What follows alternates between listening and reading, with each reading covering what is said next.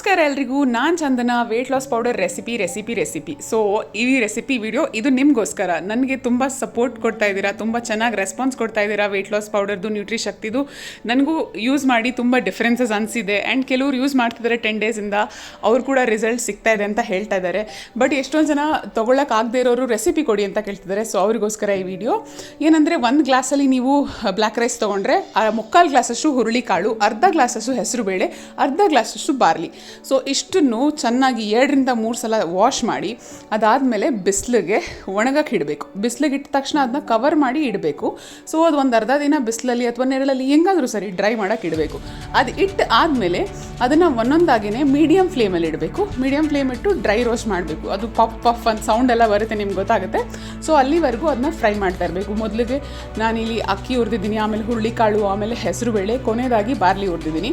So ಇದೆಲ್ಲ ಹುರಿದು ಸೈಡಿಗೆ ಇಟ್ಟ ನಂತರ ನೀವು ಸ್ಪೈಸಸ್ ಅಂದರೆ ಮೆಂತೆ, ಜೀರಾ, ಪೆಪ್ಪರ್. ಸೊ ಇಷ್ಟನ್ನು ಕೂಡ ನಾನು 1 ಗ್ಲಾಸ್ ಲೆಕ್ಕಕ್ಕೆ 1 ಸ್ಪೂನಷ್ಟು ತೊಗೊಂಡಿದ್ದೀನಿ. 1 ಟೇಬಲ್ ಸ್ಪೂನಷ್ಟು ತೊಗೊಂಡಿದ್ದೀನಿ ನಾನು. ಸೊ ಓಕೆನಾ, 1 ಲೋಟ ಅಂದರೆ ಅಕ್ಕಿ ಲೋಟ ತೊಗೊಳ್ತೀವಲ್ಲ ನಾವು, ಕುಡಿಯೋ ಲೋಟ, ಅದರಲ್ಲಿ. ಸೊ 1 ಸ್ಪೂನಷ್ಟು ಜೀರಿಗೆ, 1 ಸ್ಪೂನಷ್ಟು ಮೆಣಸು, 1 ಸ್ಪೂನಷ್ಟು ಮೇಥಿ.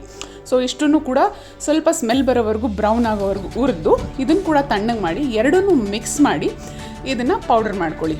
ಸೊ ಪೌಡ್ರ್ ಮಾಡಿದ್ಮೇಲೆ ಒಂದ್ಸಲ ಜರ್ಡಿ ಮಾಡಿ, ಏನಾದರೂ ದಪ್ಪದಾಗಿದ್ದರೆ ಅದೆಲ್ಲ ಹೋಗುತ್ತೆ. ಅದಾದಮೇಲೆ ಫೈನ್ ಪೌಡ್ರ್ ಈ ಥರ ಆಗುತ್ತೆ. ಸೊ ಯಾರಿಗೆಲ್ಲ ಮಾಡ್ಕೊಳಕ್ಕಾಗುತ್ತೆ ಖಂಡಿತ ಮಾಡ್ಕೊಂಡು ಯೂಸ್ ಮಾಡಿ. ತುಂಬ ಒಳ್ಳೆ ಹೆಲ್ತ್ ಬೆನಿಫಿಟ್ಸ್ ಇದೆ.